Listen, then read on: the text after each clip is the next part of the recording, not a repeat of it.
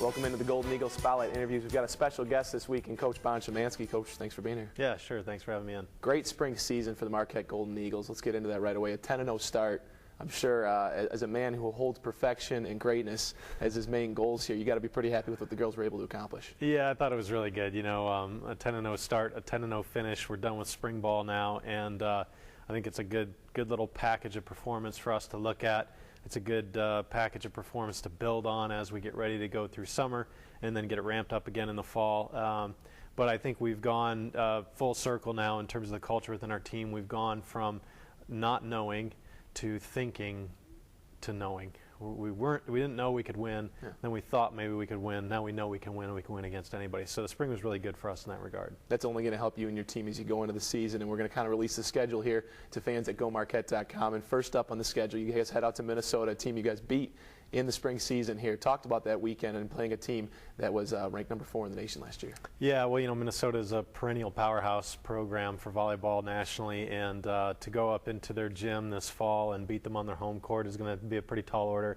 But that was what was so important about the spring competition up there last month. It'd give us a chance to go up and see what it was like, see what they're about, get to more comfortable with their facility, and I think our team has a lot of confidence to go back and do it. You know, of course, having said that, I would have gone 0-10 this spring to get that one when we go up there this fall, but I know they'll be ready for us. They'll be gunning for us, and so it's going to be a different level of intensity to go up and win that match. But great program. That'll be a great opener for us. We turn back around the next weekend, head all the way out to the West Coast, play at Stanford. Stanford is also a multinational champion program. They're very well known for volleyball. I'm sure they'll be picked to be one of the top teams in the Pac-10 rather, if not the champion. We'll also play UCI, who's a top 25 caliber program, and St. Mary's, who was in the top 15 this last year. So we're set up pretty big at the beginning of the season, and we're going to need it. We want to compete at that level. We want to be playing the highest competition possible, so it's a good start for us. Not exactly starting off easy, but I think to be the best, you have to beat the best. And we had Ashley Blair on set a few weeks ago, and she talked to us about what it meant to beat a team like Texas in the preseason here in the spring, and what it meant to beat a team like Minnesota. And like you mentioned, she said, we know we can beat these teams now. So does that go into part of scheduling some of the best teams in the nation, this confidence now that your team has? Yeah, it does. You know, we scheduled pretty tough last year, but we took our lumps through it, and we looked a little shell-shocked at times. We weren't sure that we belonged, and I think now we know that we belong. And again, winning those matches will be a little bit tougher, but I just look forward to watching our team compete at it. And what I kept telling them through the course of the spring is I finally feel like I have a chance to coach them about tactics in the game instead of trying to coach them about changing the culture, about the mentality within the game.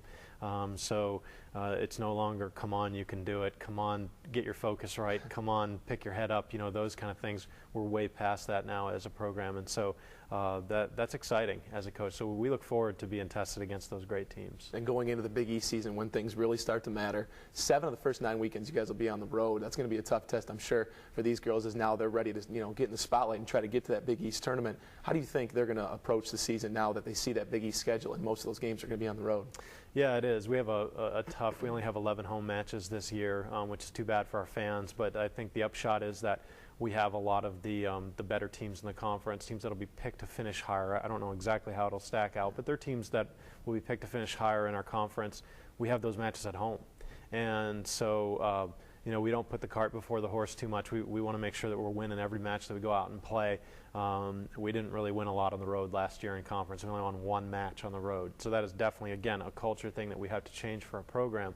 And so being on the road as much as we are, I think once we start getting hot, once we turn that corner, then we're really going to be in business. I think for the team to get back to the Big East tournament, which I know is a goal for the players, we talked to them, and obviously a goal for you, this will be that true test. You know, only winning the 1 match on the road. If they're going to want to get there, they're going to have to win on the road. And I know getting to the Big East tournament this season is top priority for you guys going forward. Yeah, and it's you know, getting there is the first part, and then winning it is the second part, and that's what we keep talking about. We want to win a regular season conference title this year. We figure we're positioned to do it.